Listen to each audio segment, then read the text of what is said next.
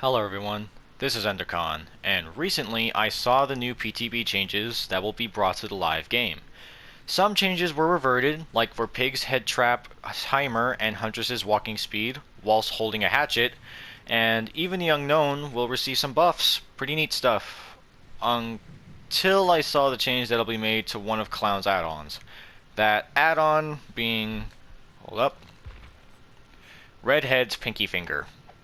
Yeah, they're nerfing it again. Before I mention what that change is, first I'll name why it might have happened. So, in the PTB, Clown's base kit...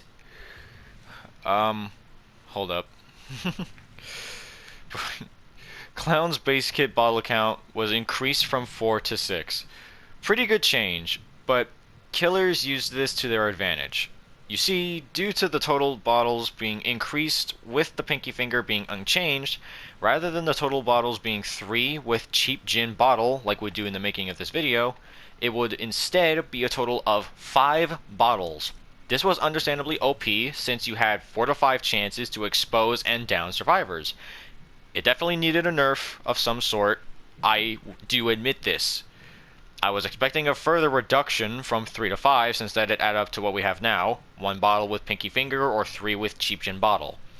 However, I believe the devs made the worst call possible. Rather than reducing the capacity of bottles, they instead limited the number of bottles to 1. This means that the pinky finger was given the same treatment as Huntress's iridescent head add-on, as I even said within the description of Clown's changes. I wanted to make this video because since I sincerely believe this is a bad change. Hold up. I know Otts has made videos pointing out that it has or it is problematic, but at the same time showcases points and why I think it's fine as is. The first thing I wanted to point out was that Clown is an anti-loop killer. Having 3 bottles to your disposal for pinky finger, I think, is fine, if not perhaps perfect. The first 2 bottles can allow for anti-loop, whether from the yellow bottle speed for you or the purple bottle slowdown for the survivor, or even their combined efforts with the last bottle allowing for 3 options: to expose and down, to slow and injure if you happen to miss or are too close to a window or pallet, or 3, if the survivor ends up being too far away after success or failure to injure, you can use the final bottle as a yellow bottle and reload whilst getting haste. This is very simple, and I think it's alright as is. But limiting the Clown's bottles to 1 creates a number of problems that I don't think people understand. Having only 1 bottle means your anti-loop is drastically weak. Most loops require at least 1 bottle just to reach the survivor, but on most occasions they'll lose the intoxication before you can reach them or before they reach a pallet. So only having 1 bottle to both slow and expose a survivor usually doesn't work if at a loop. It only becomes worse when you realize that bottles require much more precision than the likes of hatchets do to the likes. Okay, hold up. Okay. It only becomes worse when you realize that bottles require much more precision than the likes of hatchets due to their smaller hitbox. Finally, I said it. Usually requiring the pinky finger to have a dead zone or to be face to face with the survivor, which brings me to my next point. Huntress's iridescent head add-on understandably is limited to 1 hatchet due to the fact that Iri Head hatchets can insta-down at a distance, or in other cases, over windows, pallets, and even small walls in which the Huntress can not only see the survivor, but can also hit the survivor using hatchets. Examples being small loops like an Auto Haven or Macmillan Estate.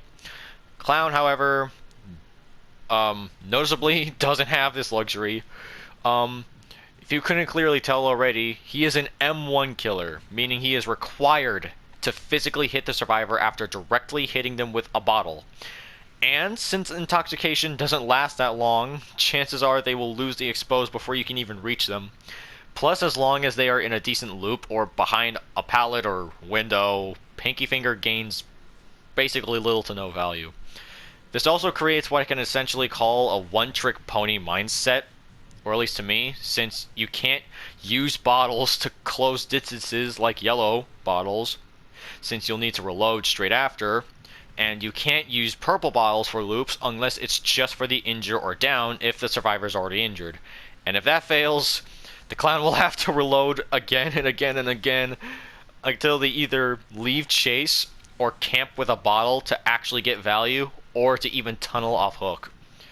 Essentially, Pinky Finger becomes a worthless add-on because it becomes more of a hassle to actually use.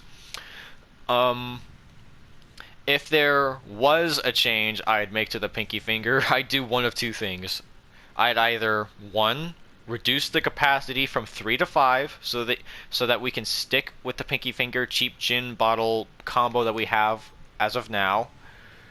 Or 2, I would rework the Pinky Finger to injure and only injure survivors using the yellow bottles if they hit directly.